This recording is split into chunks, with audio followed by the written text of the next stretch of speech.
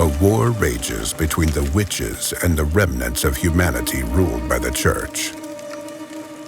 In a distant territory controlled by one of the witches, papal scouts have discovered a wreckage of a ship that had been lost for several centuries. It carried a valuable artifact, one that could alter the course of the conflict. To recover it, the Vatican has dispatched one of its best witch hunters. Only he can face the witch by means of his powerful magic. Hunters like him are called prayers, and the substance running through his veins that gives him arcane powers is known as Witchfire.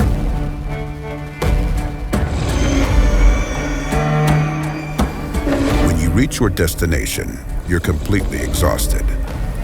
There's very little Witchfire left in your blood. One of the first things you must do is replenish your powers. The fastest way to do it is to fight the witch's minions, ghouls and wraiths. Once they're dead, the Witchfire they were made of will be yours. However, this won't be an easy prey. The world of Witchfire is a place where everything is trying to kill you. Monsters prowl the area, treasure chests turn out to be deadly traps, and lethal contraptions stay hidden from view. If you waste bullets, ignore your stamina, and take your opponents for granted, you will die. And this can happen in a myriad more ways. Getting killed means that you lose all your loot, although it's possible to recover it, and the monsters you've eliminated come back from the dead.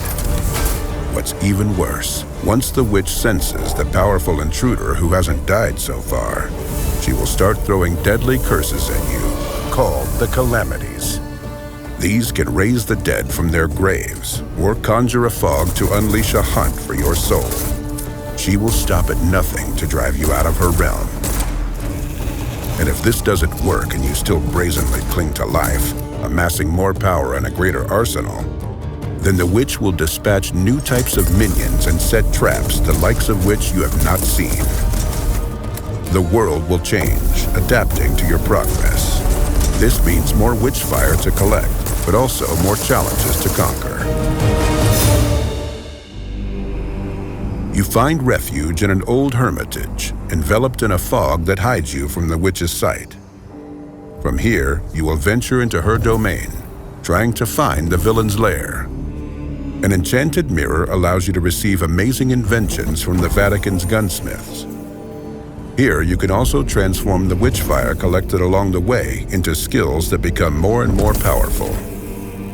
This transformation does more than simply make you stronger. You also gain understanding of how magic works. Without this knowledge, many places remain inaccessible, and many magical objects are nothing more than a piece of paper with strange scribblings or a simple shard of iron. Let's examine this weapon, made for the prayer in the Vatican workshop. If you're unable to see through its esoteric shroud, it looks like a regular rifle. The more Witchfire courses through your veins, the more secrets reveal themselves to you. For instance, it turns out that the aforementioned rifle can hit several enemies with a single shot. This is how things are in this world, where common folk see nothing but a regular weapon, a seal with strange symbols, or a beautiful ring.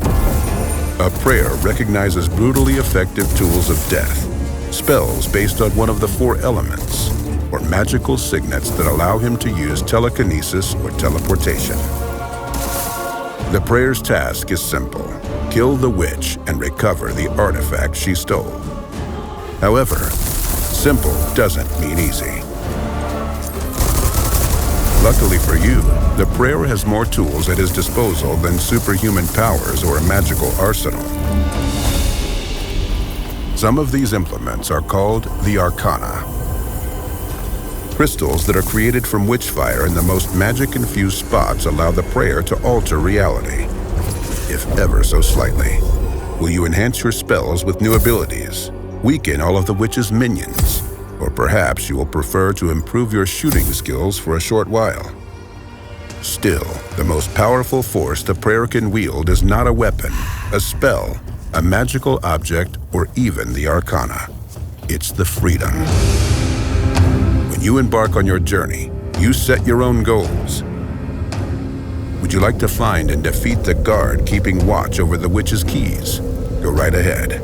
Or perhaps you prefer to steal some gold and return to the hermitage. No problem. Why don't you test a new weapon and collect enough Witchfire to develop another skill? There's nothing stopping you.